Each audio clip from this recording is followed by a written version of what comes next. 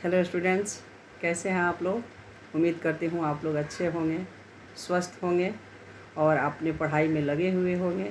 मैं भी ठीक हूँ और मैं लेके आई हूँ क्लास 9th कृतिका बुक से आप लोग का जो पिछले वीडियो में मैं कहानी का ये वीडियो भेजी थी जिसका नाम था इस जल प्रलय में, तो वो भाग 1 वीडियो था। अभी मैं आज भाग 2 लेकर आई हूँ। तो अभी भाग 2 के द्वारा आप लोगों को इस कहानी को अच्छे से मैं समझाऊंगी। आप लोग को यदि अच्छा लगे तो लाइक कीजिएगा, कमेंट कीजिएगा और यदि आप मेरे चैनल पर न्यू हैं तो सब्सक्राइब करना मत भूलिएगा। तो आप लोग कोशिश करते रहो, ठीक है, अपनी मेहनत में लगे रहो और अच्छे से पढ़ाई करो।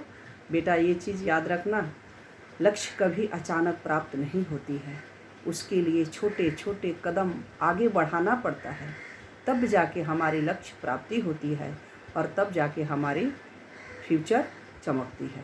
तो इसलिए रोज़ प्रयास करें, रोज़ कोशिश करें, कर दिखाएं ऐसा कि दुनिया करे आपके जैसा। तो ये कहानी है इस जल प्रलय में जो फणीश्वरनाथ रेणु की है। फणीश्वरनाथ रेणु पहली बार देखे थे बाढ़ का आगमन, कि बाढ़ कैसे आता है, बाढ़ क्या चीज़ है।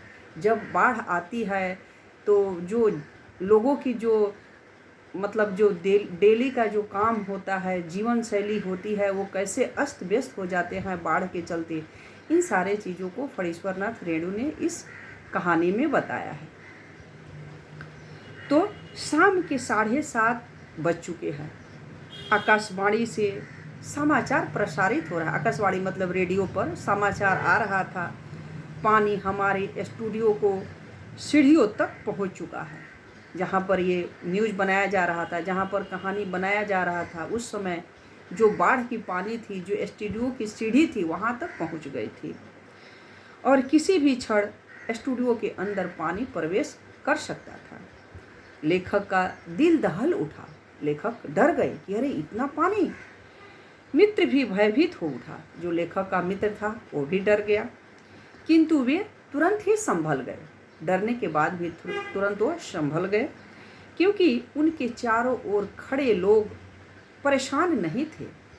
क्योंकि जो भी उनके आसपास इर्द गिर्द खड़े थे वो एकदम नॉर्मल थे, कंफर्टेबल थे, उन्हें किसी चीज़ की डर नहीं आ रही थी, बल्कि उत्साहित थे। कि उत्साहित थे बाढ़ की पानी को देखने के लिए।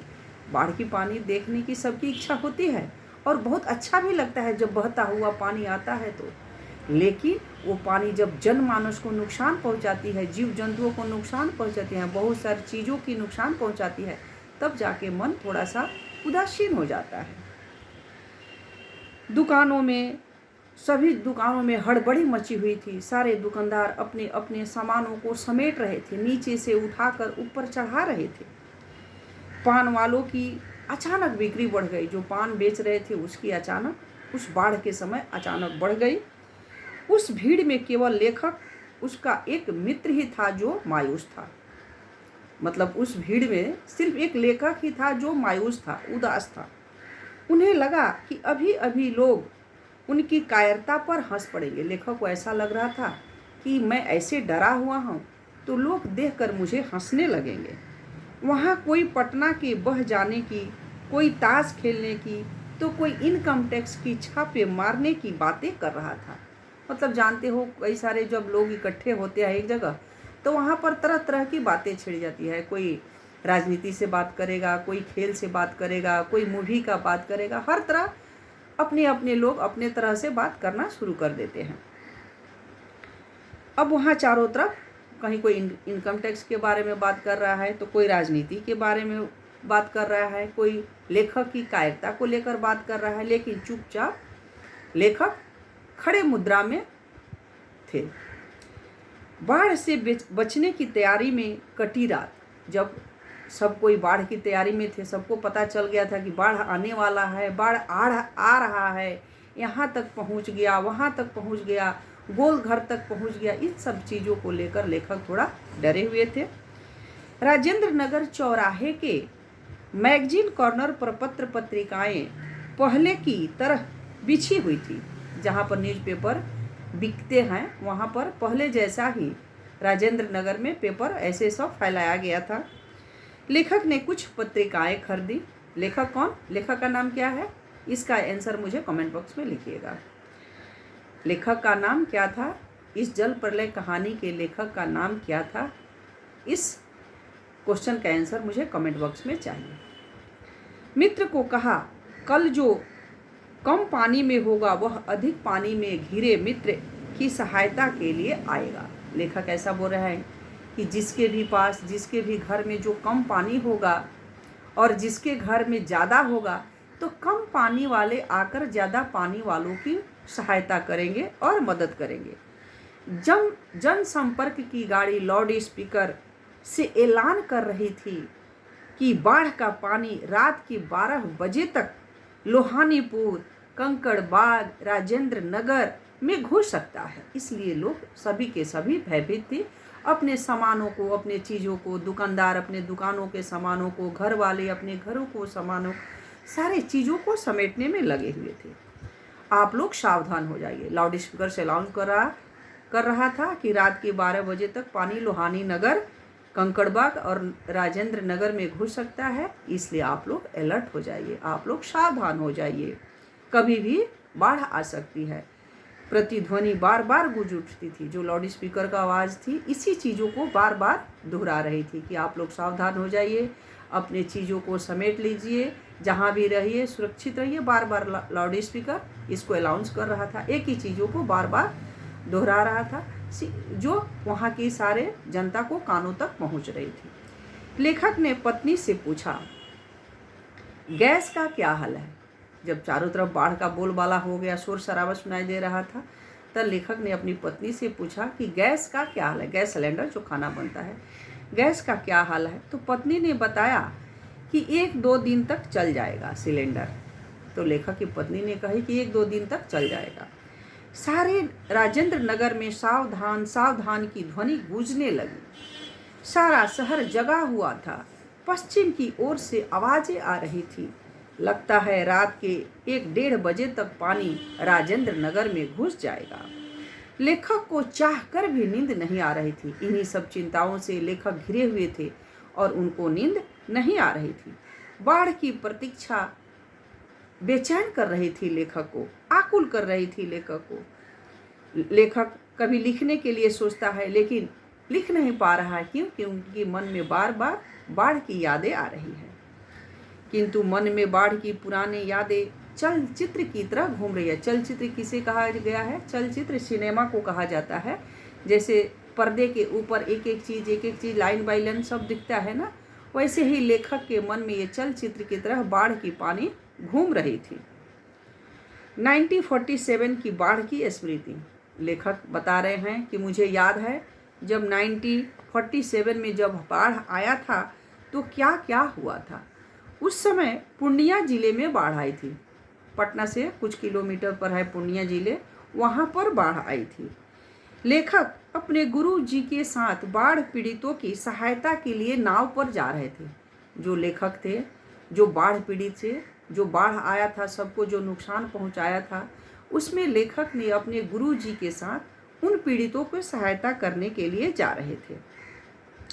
चारों ओर पानी से घिरा हुआ द्वीप था। लेखक ने सोचा वहाँ जाकर टांगे सीधी कर ली जाए। मतलब आप लोग भी देखे होंगे, जब ज़्यादा पानी जम जाता है तो उस पानी में चलना बहुत कठिन हो जाता है। थोड़े से चलने के बाद ही पैर में दर्द होने लगते हैं, क्योंकि जैसे जैसे आप कदम बढ़ाते हैं आपकी पानी रोकता है, आपको पैर आगे नहीं बढ़ने देता है, इसलिए पानी में चलना बहुत कठिन हो जाता है। इसलिए लेखक को पैर में दर्द हो रहा था, तो सोचे कि वहाँ पर पहुँच जाकर हम थोड़ा अपनी टांगें सीधी कर लेते हैं। परंतु गुरु सीतानाथ भादुड़ी ने बताया कि वहाँ सारे चींटी, चींटे, सांप, बिच्छू, लोमड़ी, सियार पनाह लिए हुए हैं। जहाँ पर लेखक सोच रहे थे कि मैं वहाँ पहुंचकर अपना पैर सीधा करूँगा, वहाँ पर उनके गुरुजी ने बताए कि वहाँ पर जितने चींटे हैं, सांप, बिच्छू, वह ऊंचा जगह था, वहाँ पर पानी नहीं लगा हुआ था। तो अक्सर आप लोग देखिएगा जहाँ जब बाढ़ आता है और जो ऊंचे स्थान होते हैं, सभी कोई पशु, पक्षी, जीव जंतु, मनुष्य सभी अपनी पनाह लेने के लिए उस ऊंचे स्थान पर पहुंच जाते हैं। तो लेखक के गुरुजी ने बताए कि वहाँ पर सारे कीड़े मकोड़े, जीव जंतु, सांप बिच्छू सब वहीं पर पनाह लिए हैं। भादुड़ी जी ने निर्देश दिया, हर नाव पर पैरों और तलवों के घावों पर लगाने वाली दवा, दिया सलाई की डिबिया और किरासन तेल का होना जरूरी है। सब जगह इन्हीं की मांग होती थी। लेखक बोल रहे हैं कि जो नाव लोगों को ले जा रहा है इस पार से उस पार, उस नाव में दिया सलाई, मोमबत्ती, कंपोज की गोलियां, जो बारिश से जो फोड़े फुंसी घाव हो जाते हैं उस पर लगाने वाली मेडिसिन सब उपलब्ध होना चाहिए। 1949 की बाढ़ का अनुभव लेखक अपने यहाँ पर विस्तार से बताया है। महानंदा में बाढ़ आ गई थी। महानंदा नदी की नाम है, वहाँ पर बाढ़ आई हुई थी। लेखक वापसी थाना के एक गांव में पहुंचा। जो महानंदा नदी से जो पानी वो आ रहा था वहीं पर लेखक ने पहुंचा। साथ में रिलीफ के एक डॉक्टर थे। गांव के कई बीमारों को राहत कैंप तक ले जाना था। एक बीमार युवक के साथ उसका कुत्ता भी नाव पर चढ़ गया। एक जो युवक था उसके साथ उसका कुत्ता भी चढ़ गया। डॉक्टर ने कुत्ते को ले जाने पर आपत्ति जताई। बीमार नवयुवक कुत्ते के बिना कैंप में जाने को तैयार नहीं हुआ। जो नवयुवक बीमार था वह कुत्ते के बिना जाना नहीं पसंद कर रहा था। वह नाव से उतर गया। उसके पीछे पीछे उसका कुत्ता भी उतर गया। तो आप लोग भी देखे होंगे जो अपने मतलब पालतू जानवरों को जो भी इंसान पालते हैं उनसे थोड़ा ज़्यादा ही लगाव हो जाता है, ज़्यादा ही प्रेम हो जाते हैं। तो वो बीमार हो या स्वस्थ हो, वो जहाँ भी जाएंगे जैसे भी रहेंगे अपनी पालतू जानवरों को अपने साथ रखते हैं। वही हाल यहाँ पर जुआ के बारे में बताया गया है। तो और फिर मैं अगले वीडियो में फिर मैं लेकर आऊँगी। इसके बाद से मतलब इस जल प्रलय कहानी का 3रा नंबर भाग लेकर मैं हाजिर होंगी। तो ये कहानी आप लोगों की कैसी लगी और मुझे कमेंट बॉक्स में ज़रूर बताइएगा। जो फणीश्वर नाथ रेणु थे, ये क्वेश्चन है, जो फणीश्वर नाथ रेणु इस पाठ के जो लेखक है उनकी गुरु की नाम क्या थी?